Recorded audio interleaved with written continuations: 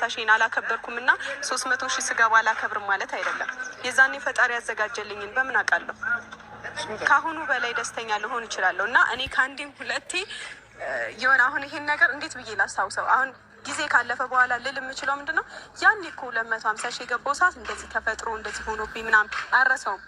የልደቴን ጊዜም እንደዚሁ አሁን እንደዚህ እኔ ችግሬ ምንድነው የሆነ ነገር ከተፈጠረ በኋላ በይቅርታ አልፈዋለሁ። ግን የሆነ ነገር ድጋሚ ሲፈጠር ያኔም እኮ እንደዚህ ሆኖብኝ ነበር ብዬ ወደ ኋላ እመለሳለሁ። እኔ ነኝ የማልማረው ሰው ብዬ አስባለሁኝ እና እናንተ ይህን ችግር አልፈጠራችሁትም። እናንተ ራሳችሁ ልትወቅሱ አይገባም። እና ማንም የዚህ ችግር ባለቤት ማናችሁም አይደላችሁም። አንተም ኦዲየንስ ማንም አይደለም። የዚህ ችግር ባለቤት እኔና ብሩኬ ነን። እኔና ብሩኬ ደግሞ በቃ ኦልሬዲ ጨርሰናል። በእኔ በኩል ጨርሻለሁ። አይ ምናምን የሚባል ከሆነ ደግሞ ለኦዲየንስ በግልጽ አብረን መተን በጸባይ የምንለያይበትን መንገድ እንነግራቸዋለን። ማለት ማመን ካልፈለጉ እንዲያምኑ በእርግጥ ለማመን ይከብዳል። ምክንያቱም በጣም ነው የሚወዱን። በጣም በቃ እኔን ከሱ ውጪ እሱን ከኔ ውጪ ማየት አይፈልጉም።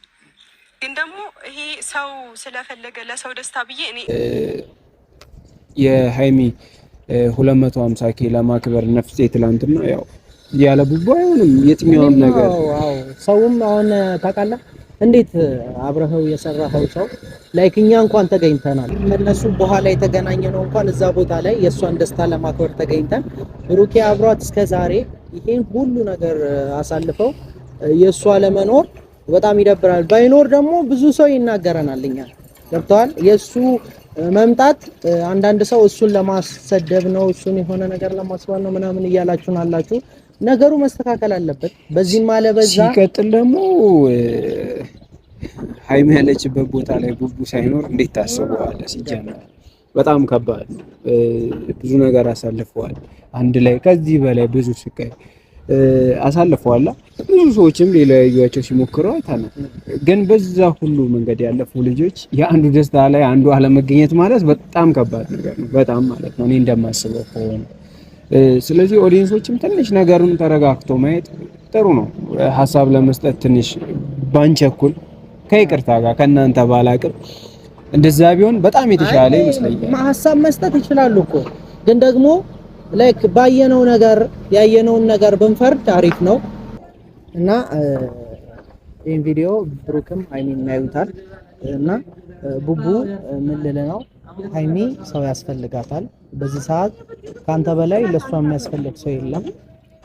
ሃይሚ ሰው የሚያስፈልጋት ሰዓት ላይ ናት እና ከጎኗ ብትሆን ያለውን ነገር ብትፈቱ ደስ ይለኛል እና ሰው በምትፈልግበት ሰዓት ሰው ዋታጣ ደስ ይለኛል።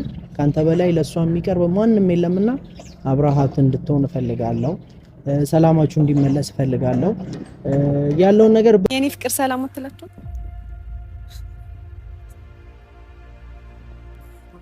ሰላም በላችሁ ቤተሰብ እንዴ እንጂ ቤተሰብ ነው እንዲያኮረፍከው። እሺ እኔ ስላፈቀርኩት ምንድነው ጥፋቴ? ወይ ፍቅሬን ትቀበላኛለህ ወይ ታገባኛለህ። ከዛ በቃ እየቀለድኩኝ አይደለም እናንተ ፊት ፍቅሬን ይቀበል ከዛ ያግባኝ። ትናንት አብራችሁ ናችሁ እንዴ? እና ደግሞ እዚህ ጋር አንተ ንገረውና ሃይሚ በቃ ትላንት አወራው ቸክ ለምን ደሞ ትናደደው? እኔ አልፈልግም። ፍቅሬን ይቀበለኝ በእናንተ ፊት አያገባኝም። ምናልባት ይሄ ነው ልባችሁ ሊሰብረው የሚችለው። እኔ ወደ ቡታጅራ ልሄድ ነው። ፕራንክ እንኳን እንዲ ከሆንሽ እኛ ማግኘት እኔ ማግኘት ማፈልግ ከሆነ ሩታ ይሄ ማለት ነው ጩጬው ከተወለደ በኋላ ጡት ምናምን ብሎ ካንቺ ጋር ወይ ከኔ ጋር እንዳይተኛ ብዬ ያዘጋጀውለት ሲያምረኝ ይቀራል። ጡት ነው አንተ ጋር ይተኛ ከኔም ካንቺም ጋር አይተኛ ምን ሰጠውና እንደ አፉ ላይ እናረግለታለን። ሲያምር ወተት እናረግበትና ከዛ እሱም የራሱን መኝታኛም ሩታ ምን ነው እና አለሱ ነው የመጣው። ሌላው ለምን አንተ ይዘውት እንደ አይ የምሬን ነው እውነት መሀላችሁ ልተኛ ምናምን ነገር ቢል ሩታ ወይኔ እሱ ነው ወይኔ እኖራለሁ ወይ እሱ ይኖራል እዛ ቤት ይፈመሽ ነው አልሰማሁም።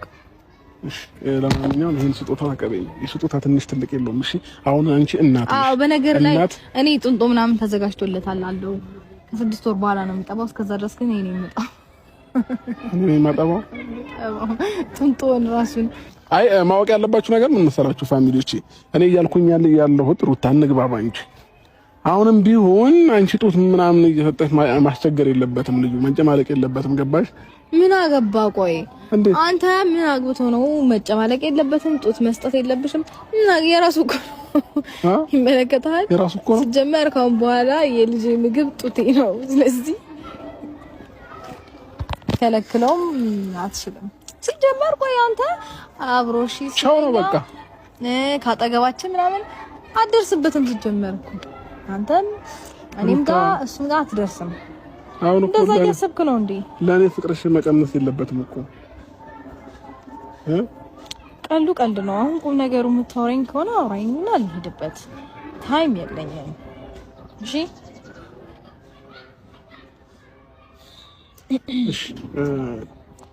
ዛሬ አብርሽ ቀጠሮ ቦታ መሄድ እፈልጋለሁ፣ የመጨረሻ ቀጠሮ ስለሆነ ከዛም ባለፈ ደግሞ ማለት ነው እኔና አንቺም ፎቶ እንድንነሳ ፈልጋለሁ። በዛው የቀጠሮ ቦታ ሄደን ሐኪም ቤት ከዛ ደግሞ የመጨረሻ ቀን ብለን ፎቶ ተነስተን ምንም ፎቶ የለኝም ከአንቺ ጋር ካረገሽ በኋላ ማለት በደንብ ከደረሰ በኋላ ማለት ነው። ስለዚህ ብዙ አይነት ፎቶ መነሳት ፈልጋለሁ። እንደዚህ ብዬ ምናምን ብዙ አይነት ፎቶ መነሳት ስለምፈልግ ብዙ ፖስት ያደረኳቸው ፎቶዎች አሉ፣ ያላረኩትም አለ። እሱን ልክልህና ታቀናብረዋለህ አንተ በምፈልገው ስታይል እየቆምክ ማለት ነው። ከፈለክ እንደዚህ ተመቸህ ሆነ ብቻ